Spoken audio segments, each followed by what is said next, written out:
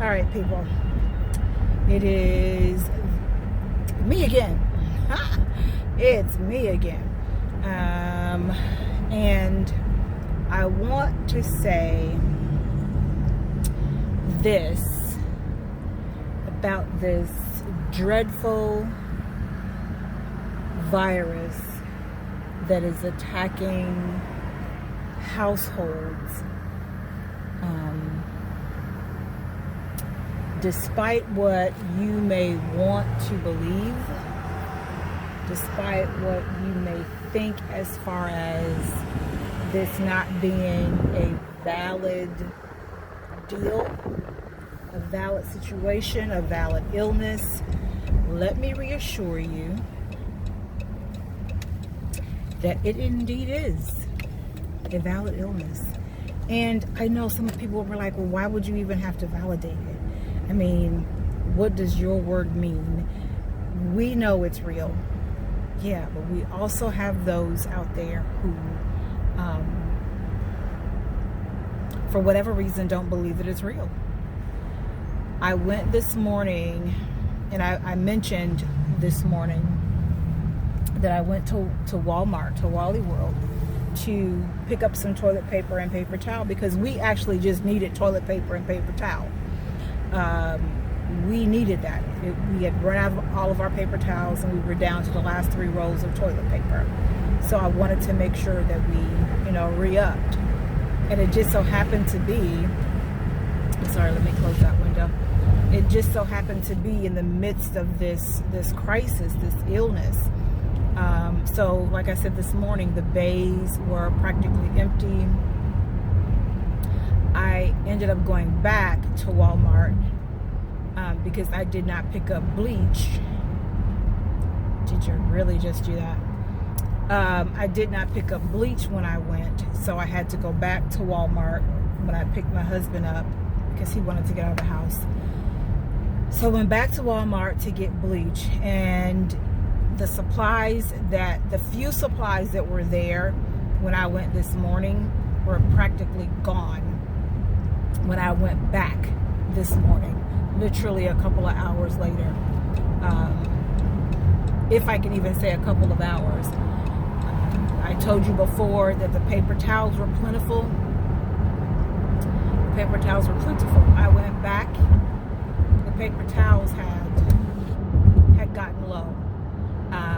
The bleach was low, at least the name brand bleach was low. The store supply was still pretty okay, but the name brand bleach was low, and I usually only get the small container of it. I guess it would equate to like a half gallon.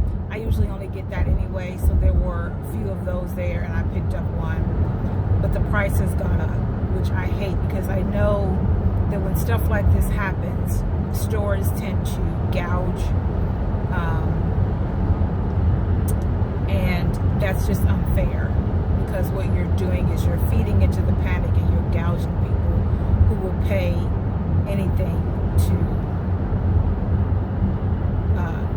get their supplies, and that's just sad.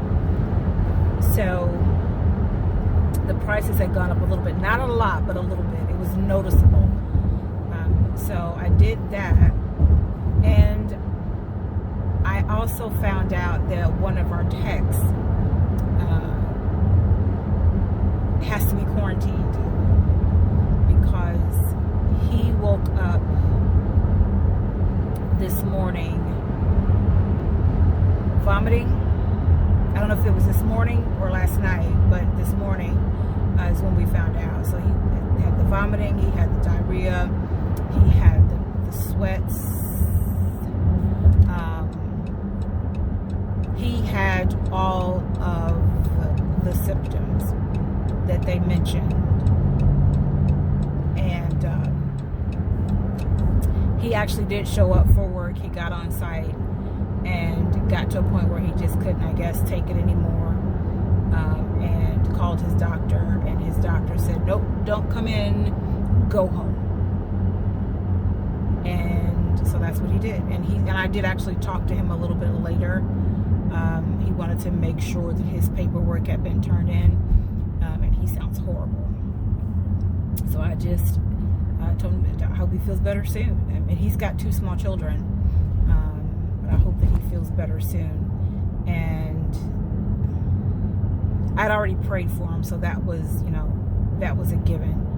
I, of course, was going to pray for he and his family, because, again, like I said, he's got 2 small children. It's he, his wife, and their 2 small children.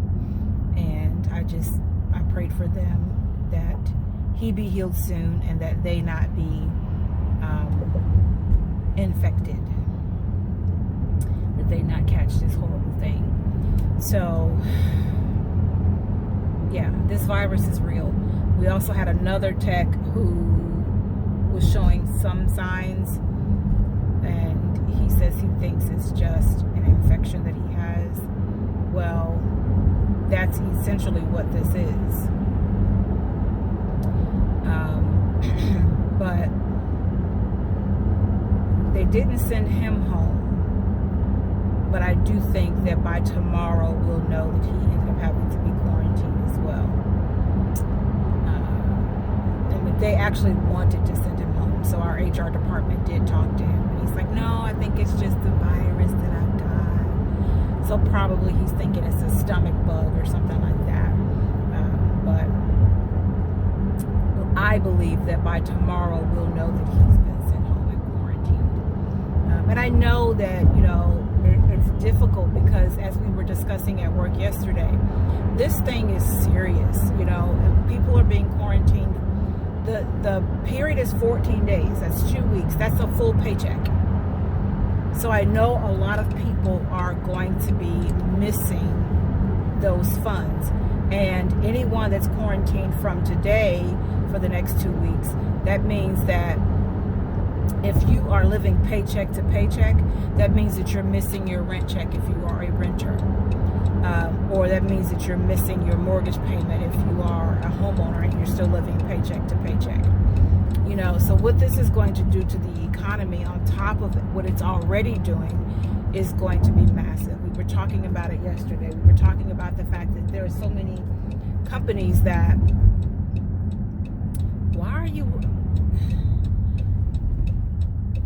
Lord, be a fence of protection, a hedge of protection.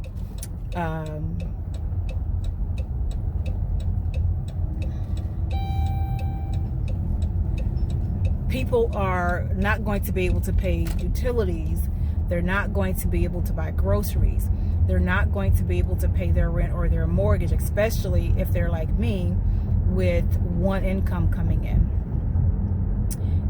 This is going to pose a problem for so many people. It's going to cause a financial problem for so many people. Like I said, especially if you live paycheck to paycheck and you only have one paycheck, one source of income coming in.